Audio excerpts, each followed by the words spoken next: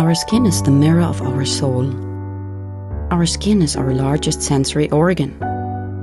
Our skin needs a healthy microbiome balance. This is regulated by its pH value, which protects the skin from pathogens, cold and ultraviolet rays.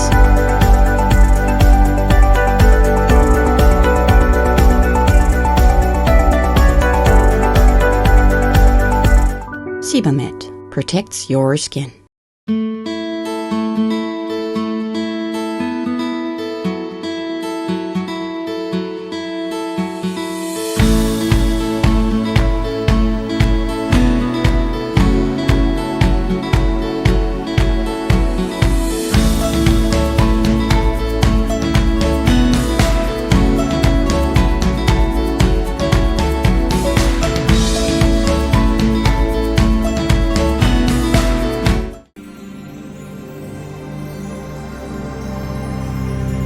മനസ വാച കർമ്മണ.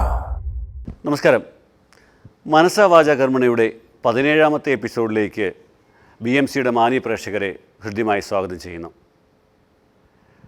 മനുഷ്യബന്ധങ്ങൾ ബന്ധനങ്ങളാകുന്ന അവസ്ഥ, ആ പ്രഭാഷണ പരമ്പരയുടെ 2ാം ഭാഗത്തിലേക്ക് നിങ്ങളെ ഹൃദ്യമായിട്ട് ഒരിക്കൽ കൂടി സ്വാഗതം ചെയ്യുകയാണ്. നമുക്ക് എത്രയും സ്നേഹത്തോടെ നമുക്ക് സ്വാഗതം ചെയ്യാം നമ്മുടെ പ്രിയങ്കരനായ counselling psychologist doctor John Panakkal. നമസ്കാരം സാർ. നമസ്കാരം ഷിനോയ്. മനസ്സ വാച കർമ്മണയുടെ 18ാമത്തെ എപ്പിസോഡാണല്ലോ ഇത്. അതിൽ നമ്മൾ മെനഞ്ഞെടുത്ത ബന്ധങ്ങൾ ബന്ധനങ്ങളാകുമ്പോൾ എന്നുള്ള ഒരു വിഷയം, അതിന് 2ാം ഭാഗം കൂടെയാണ്. കഴിഞ്ഞ ആഴ്ച നമ്മൾ കണ്ടത് ബന്ധങ്ങൾ ബന്ധനങ്ങളാകുമ്പോൾ ഒന്നുകിൽ വിഷാദരോഗം അല്ലെങ്കിൽ ആസക്തി രോഗം ഉണ്ടാകാൻ സാധ്യതയുണ്ടെന്നുള്ളതാണ്. ഇന്ന് മറ്റു 3 രോഗങ്ങളെക്കുറിച്ച് കൂടെ സംസാരിക്കാം. മാനസിക അസ്വസ്ഥത ഉള്ളവരാണ് വാസ്തവത്തിൽ ബന്ധങ്ങൾ ഉണ്ടാക്കാൻ, ആവശ്യമില്ലാത്ത ബന്ധങ്ങൾ ഉണ്ടാക്കാൻ കൂടുതൽ ശ്രമിക്കുന്നത്. അതിനെ പാരമ്പര്യ രോഗമെന്നും പറയാം. ഈ മാനസിക രോഗം പാരമ്പര്യമായിട്ട് തലമുറകളായിട്ട് ഇങ്ങനെ കൈമാറി വരുന്ന പല കുടുംബങ്ങളുമുണ്ട്. സാർ, ഈ മാനസിക രോഗവും മാനസിക അസ്വസ്ഥയും തമ്മിൽ വ്യത്യാസമില്ല? ഉണ്ട്. ഇത് മാനസിക രോഗത്തെക്കുറിച്ചാണ് ഞാൻ പറയുന്നത്. സെറിബ്രൽ പ്രോബ്ലം, അത് പരമ്പരാഗതമായി കൈമാറുന്ന ചില കുടുംബങ്ങളുണ്ട്. ആ വീട്ടിൽ ഒരു മാനസിക രോഗി എപ്പോഴും കാണും. അങ്ങനെയുള്ള ചില കുടുംബങ്ങളുണ്ട് നമ്മുടെ ഇടകളിൽ. ഈ മാനസിക രോഗം വാസ്തവത്തിൽ ഈ മനസ്സിൻ്റെ ഈ അവസ്ഥ, രോഗാവസ്ഥ, ആവശ്യമില്ലാത്ത ബന്ധങ്ങളിലേക്ക് നമ്മളെ നയിക്കും, ചിന്തകളിലേക്ക് നയിക്കും. എനിക്കൊരു അനുഭവ കഥയുണ്ട്. ഒരു ചെറുപ്പക്കാരൻ എൻ്റെ അടുത്ത് വന്നിട്ട് ഒരു ദിവസം പറഞ്ഞു, സാറേ ഞാൻ മരിക്കും. അപ്പോൾ ഞാൻ പറഞ്ഞു, ആരാടോ മരിക്കാത്തത്? മരിച്ചോളൂ. പക്ഷെ എന്താ കാര്യം? ഞാനതല്ല പറഞ്ഞത്, ഞാൻ ആത്മഹത്യ ചെയ്യും. ഓ, ആത്മഹത്യ ചെയ്യുമോ? സ്വാഭാവിക മരണത്തെക്കുറിച്ചല്ല അപ്പോൾ പറഞ്ഞത്, ആത്മഹത്യയെക്കുറിച്ചാണ്. എന്താണ് ആത്മഹത്യ ചെയ്യാനുള്ള കാരണമെന്ന് അങ്ങേക്ക് എന്നോടൊന്ന് പറയാമോ? അപ്പോൾ അദ്ദേഹം പറഞ്ഞു, കാരണമൊന്നും പ്രത്യേകിച്ചില്ല, അത് പറയാം, പക്ഷെ ഞാൻ ആത്മഹത്യ ചെയ്യും. തൽക്കാലം ഒരു 7 ദിവസത്തേക്ക് ഈ ആത്മഹത്യ ഒന്ന് മാറ്റിവെക്കാമോ എനിക്ക് വേണ്ടി? അങ്ങനെയാണ് വാസ്തവത്തിൽ ഈ ആത്മഹത്യ ചെയ്യും വാശി പിടിച്ച് വരുന്നവരോട് ഞങ്ങൾ കൗൺസിലേഴ്സ് പറയാറുള്ളത്. ദയവ് ചെയ്ത് ഒരു 7 ദിവസത്തെ അവധി അല്ലെങ്കിൽ ഒരു 3 ദിവസത്തെ അവധി തരണം, നമ്മൾ തമ്മിലൊന്ന് സംസാരിക്കാനൊരവസരം. അപ്പോൾ അദ്ദേഹം പറഞ്ഞു, ഞാൻ സത്യം പറയാം സാറേ, എൻ്റെ വല്യച്ഛൻ ആത്മഹത്യ ചെയ്തതാണ്, എൻ്റെ അച്ഛൻ ആത്മഹത്യ ചെയ്തതാണ്, എൻ്റെ അമ്മാവൻ, അമ്മയുടെ സഹോദരൻ ആത്മഹത്യ ചെയ്തതാണ്, എൻ്റെ അമ്മയും ആത്മഹത്യ ചെയ്തതാണ്.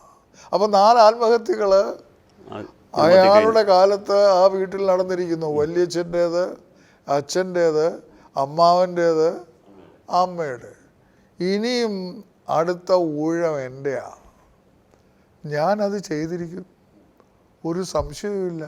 കാരണം ഞങ്ങളുടെ കുടുംബത്തിൽ ഉണ്ടായ ഒരു വലിയ വൈതരണിയാണിത്, ഈ ആത്മഹത്യ എന്ന് പറയുന്നത്.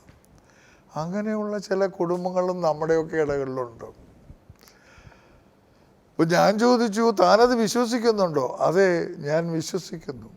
അതുകൊണ്ട് തന്നെ ഞാൻ ആത്മഹത്യ ചെയ്യും എന്നുള്ള ഒരു തോന്നൽ എനിക്കുണ്ടായപ്പോൾ മുതൽ തന്നെ ഞാൻ എൻ്റെ സനാതന മാർഗത്തിൽ നിന്ന് വല്ലാത്ത മാർഗത്തിലോട്ട് എൻ്റെ ജീവിതം തിരിച്ചു വിട്ടിട്ടുണ്ട്.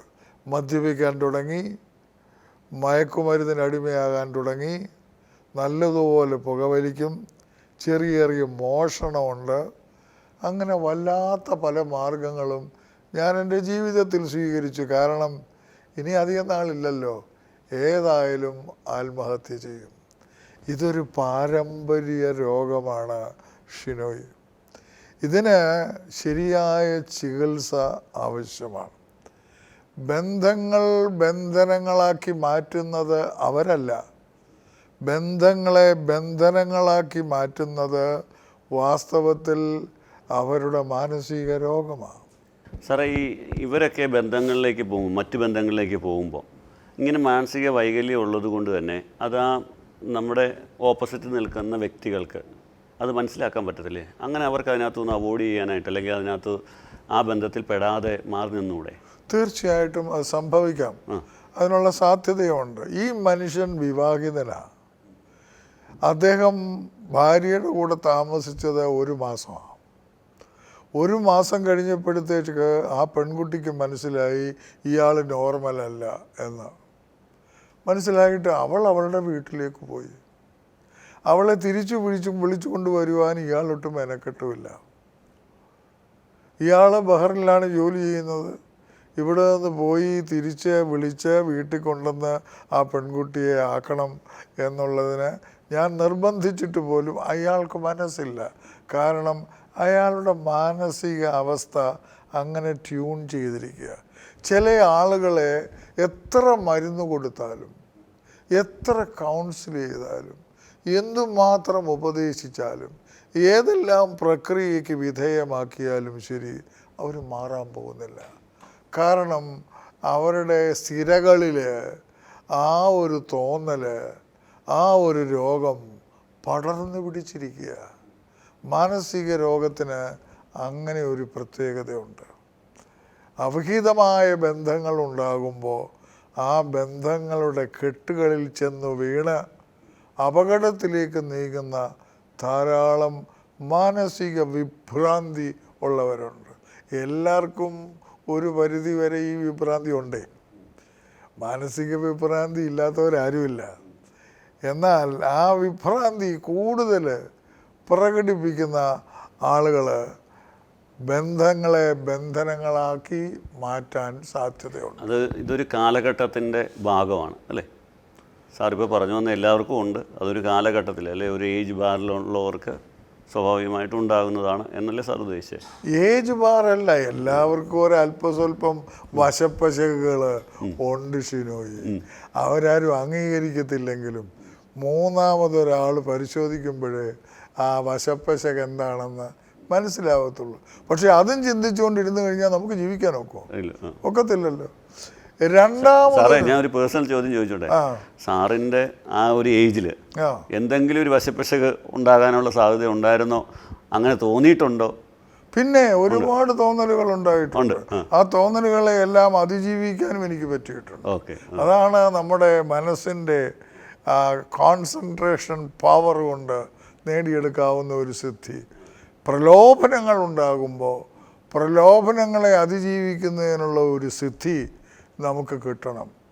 അത് ഞാൻ മാനസിക രോഗിയാണെങ്കിലും അല്ലെങ്കിലും ആ സിദ്ധി എന്നിലുണ്ട് എങ്കിൽ അത് ഞാൻ ആ സമയത്ത് പ്രയോഗിച്ചിരിക്കും. അങ്ങനെയാ മിക്കവാറും ആളുകൾ പലതിനെയും അതിജീവിക്കുന്നു. രണ്ടാമത് ഒരു രോഗം ഉണ്ടാകാൻ സാധ്യതയുള്ളത് പ്രതികാര രോഗം. നമ്മളെ ഒരാൾ മുറിവേൽപ്പിച്ചു, തിരിച്ച് അതിന് പ്രതികാരം ചെയ്യാനുള്ള കരുത്ത് എനിക്കില്ല. അത് നമ്മുടെ ഹൃദയത്തിന് മുറിവേൽപ്പിച്ചിരിക്കുകയാണ്. അയാളോടുള്ള പ്രതികാരം നമ്മുടെ മനസ്സിൽ ഇങ്ങനെ കടന്നൽ കൂട് കെട്ടുന്നത് പോലെ കൂടി കെട്ടിക്കൊണ്ടിരിക്കും. എപ്പോഴെങ്കിലും ഒരവസരത്തിൽ ഇതിന് പ്രതികാരം തിരിച്ച് അയാളോട് ചെയ്യണമെന്ന് നമുക്ക് ഒരു തോന്നൽ, അദമ്യമായ ആഗ്രഹം, ഒരു തള്ളൽ നമ്മുടെ മനസ്സിലുണ്ടാവും. പക്ഷേ നമുക്ക് പ്രതികാരം ചെയ്യാനൊക്കത്തില്ല. കാരണം അയാൾ നമ്മളെ പിടികിട്ടാത്ത ഒരവസ്ഥയിലാണ്, നമ്മൾ പിടിച്ചാൽ പിടികിട്ടാത്ത ഒരവസ്ഥയിലാണ് വിരാജിക്കുന്നത് എന്നിരിക്കട്ടെ. അപ്പം നമുക്ക് വല്ലതും ചെയ്യാനൊക്കുമോ? നിങ്ങളൊക്കെ വലിയവർ, ഞാനോ പാവപ്പെട്ടവൻ എന്നുള്ള രീതിയിൽ നമ്മളങ്ങ് പിന്മാറുകയല്ല ഉള്ളൂ. പക്ഷേ ഈ വൈരാഗ്യം മനസ്സിൽ വെച്ച് പുലർത്തി അതിനെ തഴുകി അത് വാസ്തവത്തിൽ ആത്മഹത്യയിലേക്ക്, നൈരാശ്യത്തിലേക്ക് നമ്മളെ നയിക്കും. ആ ആളിനെ കാണുമ്പോഴെല്ലാം, ആ ആളിൻ്റെ പേര് കേൾക്കുമ്പോഴെല്ലാം, ആ ആളിൻ്റെ ശബ്ദം കേൾക്കുമ്പോഴെല്ലാം ആ വൈരാഗ്യം മനസ്സിൽ ഇങ്ങനെ തള്ളി വന്ന് നമ്മുടെ BP കൂടും, നമുക്ക് ടെൻഷൻ വർദ്ധിക്കും. അങ്ങനെ തുടർച്ചയായി നമ്മുടെ BP കൂടി ടെൻഷൻ വർദ്ധിച്ച് നമ്മളൊരു രോഗിയായി തീരുകയാണെങ്കിൽ ഹൃദയാഘാതം വരെ ഉണ്ടാകാനുള്ള സാധ്യതയുണ്ട്. അതാണ് രണ്ടാമത്തെ രോഗം. ഇങ്ങനെയുള്ളവർ ഈ ബന്ധനങ്ങളായി തീരുമ്പോഴാണ് വാസ്തവത്തിൽ പ്രതികാരം ഉണ്ടാവുന്നത്. ബന്ധങ്ങൾ സ്മൂത്തായിട്ടങ്ങ് പോയാൽ പ്രതികാരം ഉണ്ടാവത്തില്ല. ബന്ധനങ്ങളായി ആ ബന്ധത്തിൻ്റെ അങ്ങേ തുമ്പത്ത് നിന്ന് നമുക്ക് വഹിക്കാൻ വയ്യാത്ത പല കാര്യങ്ങളും സംഭവിക്കുമ്പോഴാണ് അത് ബന്ധനമായി പോയല്ലോ എന്ന് നമ്മൾ ഓർക്കുന്നത്. അല്ല, ഈ ബന്ധനങ്ങളായ ബന്ധങ്ങളൊന്നും നമുക്ക് സ്മൂത്തായിട്ട് കൊണ്ടുപോകാൻ ഒക്കത്തില്ല. അപ്പോൾ നമ്മൾ പ്രതികാരം നമ്മുടെ മനസ്സിൽ ഉണ്ടാവും, സ്വരുക്കൂട്ടും. പ്രതികാരം ഇങ്ങനെ മനസ്സിൽ വന്നു കഴിയും. അതെല്ലാവർക്കും ഒരു പരിധി വരെ ഈ പ്രതികാര മനോഭാവമുണ്ട്. ആ പ്രതികാരം, അയാൾക്ക് എന്തെങ്കിലും സംഭവിച്ചു കഴിഞ്ഞാൽ അതിൽ സന്തോഷിക്കുന്നവരാകും. അപ്പോൾ നമ്മൾ പ്രതികാര മനോഭാവം മനസ്സിൽ സൂക്ഷിക്കുന്ന ഒരാൾ, എന്നാൽ പ്രതികാരം ചെയ്യാൻ ഒക്കുന്നുമില്ല, അങ്ങനെയുള്ള ഒരാൾ വാസ്തവത്തിൽ ഹൃദയാഘാതത്തിലേക്കോ ആത്മഹത്യയിലേക്കോ തിരിയാൻ സാധ്യതയുണ്ട്. അതാണ് രണ്ടാമത്തെ രോഗം. ഈ മൂന്നാമത്തെ അസ്വസ്ഥത എന്ന് പറയുന്നത് അപകർഷതാബോധമാണ്. നമ്മൾ ബന്ധങ്ങളുണ്ടാക്കി ഊഷ്മളമായി ഈ ബന്ധങ്ങൾ അങ്ങോട്ട് പോകുമ്പോൾ അപകർഷതാബോധം നമുക്കുണ്ടാകത്തില്ല.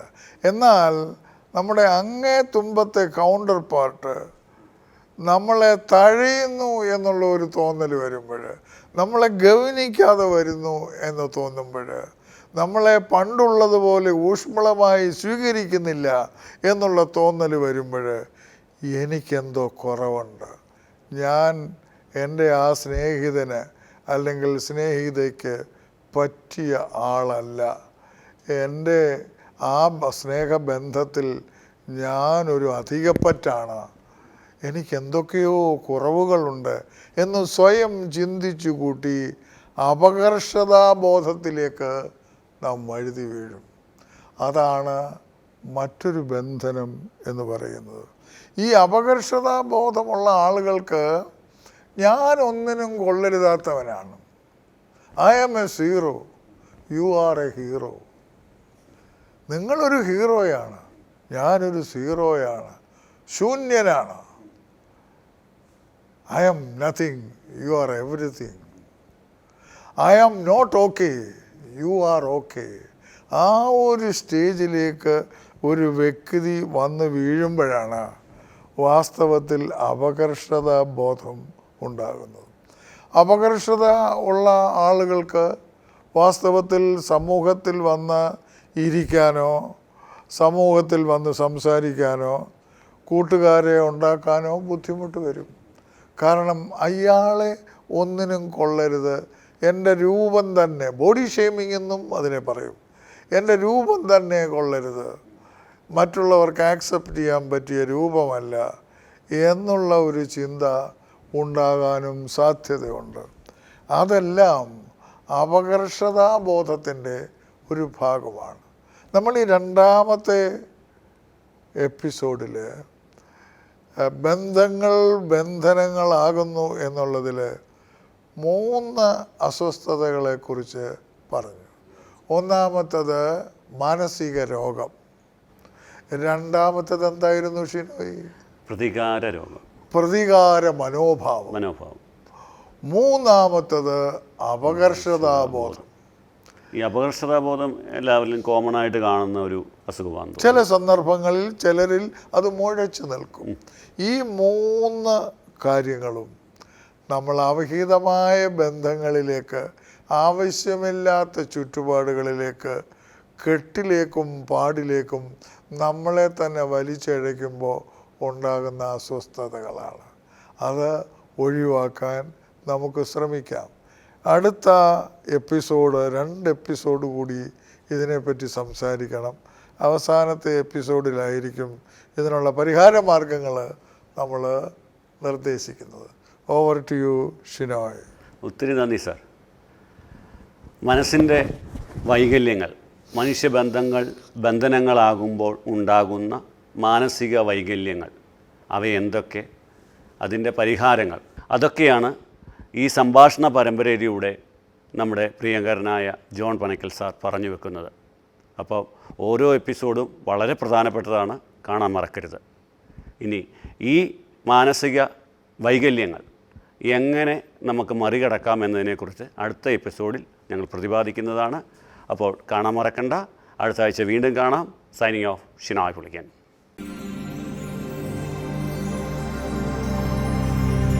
മനസ വാച കർമ്മണ.